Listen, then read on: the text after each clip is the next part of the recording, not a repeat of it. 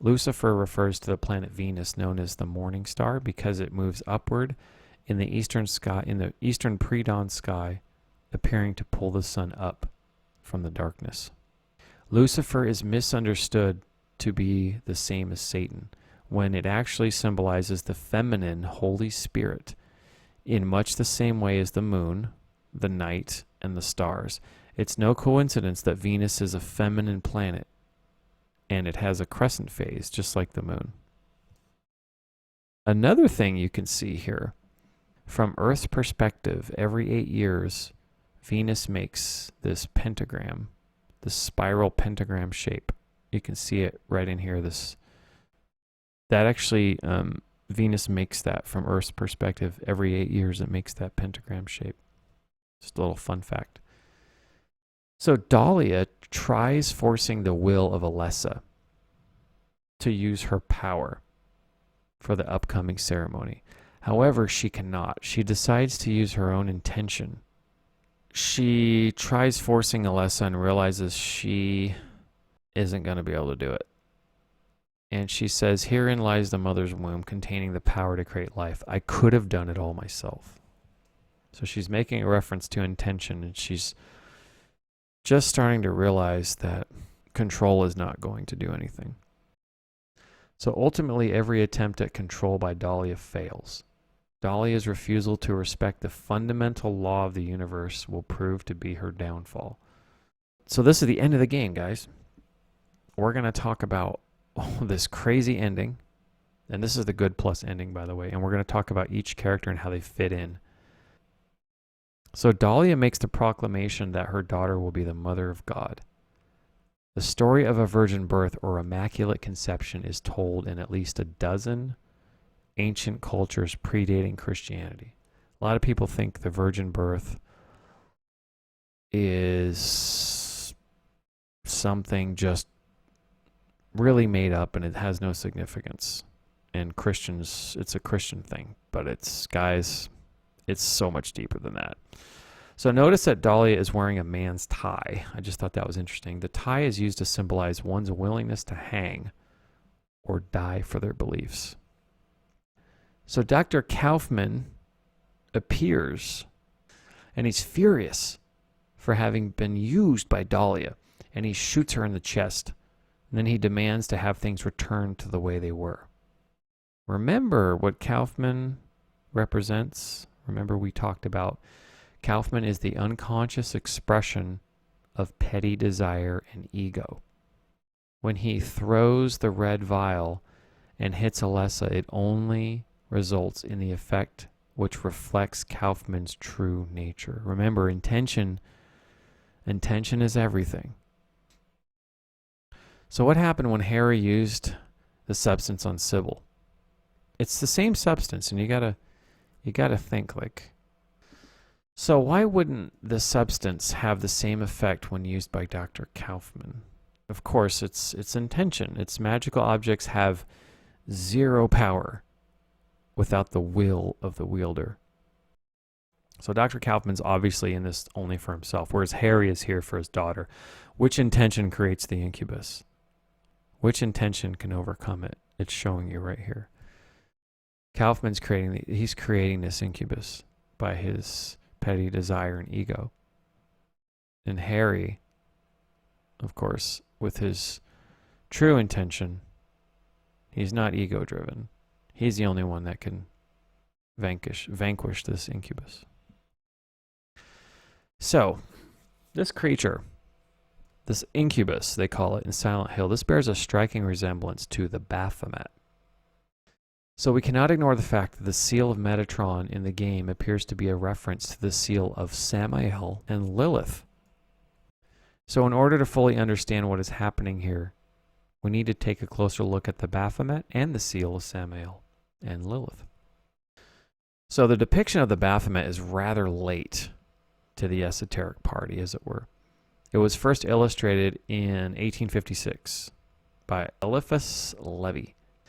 It represents some foundational occult concepts from the Hebrew tradition. So just as all occult illustrations, the foundations upon which it was created are far older than written history itself. So the first mention of the word Baphomet was made in reference to the Christian Crusades. So the Incubus and the Baphomet appear quite similar. Written on the arms of the Baphomet is dissolve and coagulate. Clearly, these are two steps found in alchemy. The Incubus wings have letters which are believed to be Greek, but remain unknown. However, they are exactly reverse of each other. So the occult axiom of as above, so below, or the unity of opposites, are clearly being demonstrated here, just as with the Baphomet is seen pointing this out. Because look at the Baphomet. What is the Baphomet pointing out? The Baphomet is pointing at the sky and the moon in the sky illuminated by the sun. And of course, the Baphomet's pointing at the lower, the dark moon, the unconscious. The conscious up here and the unconscious here. And you can see the caduceus in the Baphomet's lap. So in this detailed breakdown of the Baphomet, we can see many of the same occult axioms that appear elsewhere. So the Baphomet gives off a more nefarious feeling than most occult depictions, and yet contains all of the same themes that countless images came before it has. You've got light and dark, animal, human, as above, so below. You've got the male, female, earth, air, black, white, all that stuff. It's all there. Same stuff, it's just different expression. So now on to the seal of Samael and Lilith. So in the Hebrew tradition, Samael is the name of the archangel who serves God, but ignores the sins of man. Samael is given the title of Satan, which means opposer in Hebrew, although his name is still Samael. In Jewish lore, Lilith was Adam's first wife, created from the same dirt by Samael, whom was Lilith's first consort. The name Lilith is derived from the word night in Hebrew. So the Bible refers to the man known as Enoch, great-grandfather of Noah, as transforming into the god known as Metatron. In Merkabah Hebrew mystical writings, this transformation is described. Quote, "This Enoch, whose flesh was turned to flame," sound familiar? "His veins to fire, and whom God placed on a throne next to the throne of glory, received after this heavenly transformation the name Metatron." This creature at the end of Silent Hill, this incubus that Harry has to fight, it's doing the same thing. It's turning into flame and veins of fire. The seal of Metatron is incomplete, as we can see here, because it lacks the unity of opposites that the seal of Samael and Lilith clearly possess. This is something Dalia spoke about earlier in the game. That is until the final stage of the game, when all characters are reunited. When all the characters are together, then the seal of Metatron actually does something or has some sort of effect. So the story of Enoch is transforming into God in the exoteric. In the literal sense, it's not really the point. However, taken in the esoteric or spiritual sense, this story and the final stage of Silent Hill are another reference to alchemy, or transforming the lower self into the higher self.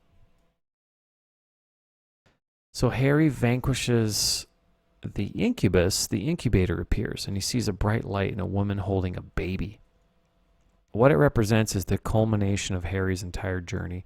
Only Harry, having completed the 7 steps of alchemy and possessing pure intention, could have gotten here. Now, if this isn't a physical, actual, real birth, then this has to be a virgin birth. This is a immaculate conception. Is what's being symbolized here. So this particular scene is an expression of the Immaculate Conception, which represents the triunity or trinity of Father, thought, Mother, emotion, and child, action. Remember that emotion gives birth to action. So this is what that is symbolizing. So the way is revealed to Harry as the incubator points at a bright light resembling a star in the distance.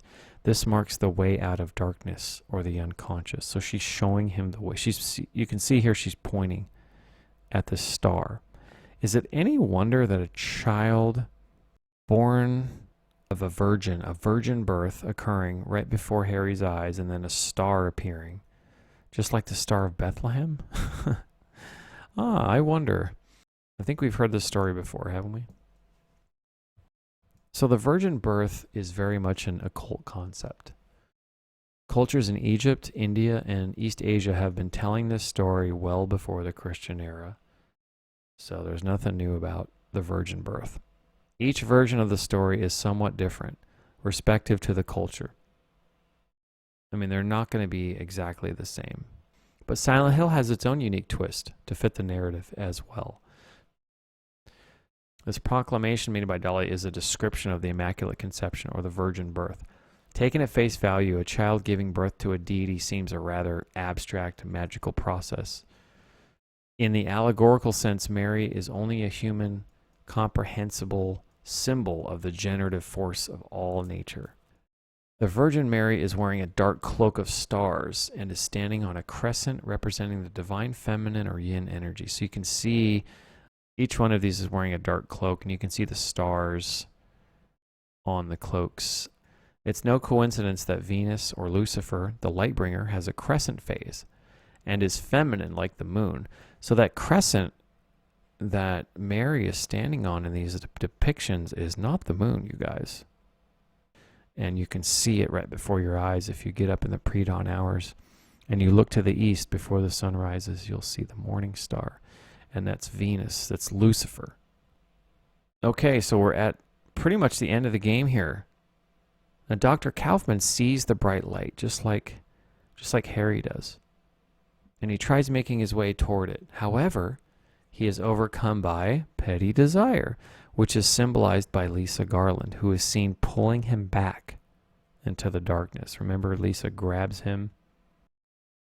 Sybil Bennett, the blessed prophet, possessing pure intention, sees the light and is able to move toward it along with Harry.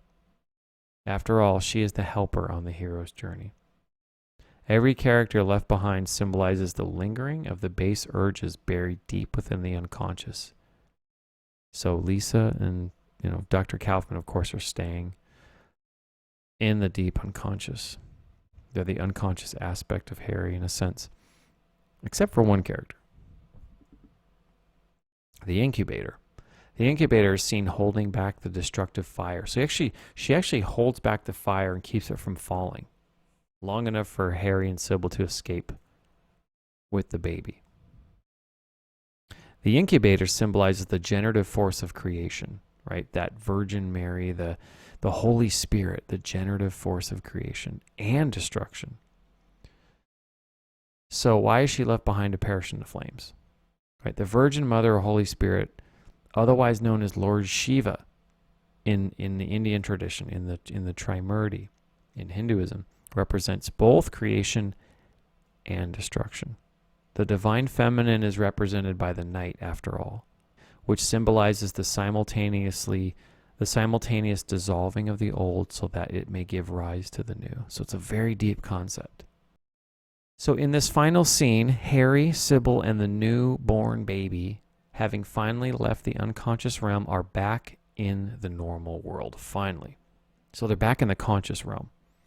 At the very end of this cutscene, we see another bright flash of white light fill the screen, which is an indication of enlightenment or transmutation from the darkness into the light.